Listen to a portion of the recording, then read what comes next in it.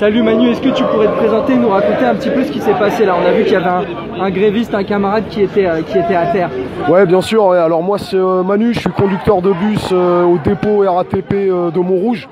Donc on était tous réunis là, on voulait aller au siège, c'est le siège de LREM, pour lui montrer qu'on était déterminés, pour montrer à l'équipe à Macron qu'on lâchait rien et que nous on voulait le retrait de la réforme des retraites.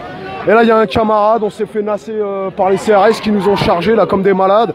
Il y a un camarade courageux du dépôt de Massy qui en fin de compte a voulu soutenir un autre collègue qui se faisait tabasser par 4 CRS. Et il s'est mangé 2 méchants coups de matraque, un sur la tête et un autre où il a réussi à amortir un peu mais ils lui ont cassé les doigts. Donc il en est tombé par terre, il en est tombé à la renverse, on a encore quelques traces de sang là, juste là derrière là.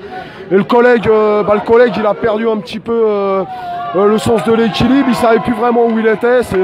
C'est atroce cette répression là, on n'en peut plus cette répression policière là qui dure depuis plus d'un mois et qui dure depuis plus d'un an dans le pays, ça devient n'importe quoi. Donc là le collègue il est parti à l'hôpital, un brave gars super courageux qui voulait juste soutenir un autre innocent désarmé de ces forces soi-disant de l'ordre mais qui sont en fait que des milices du capital et du fascisme, c'est du fascisme, c'est tout simplement du fascisme.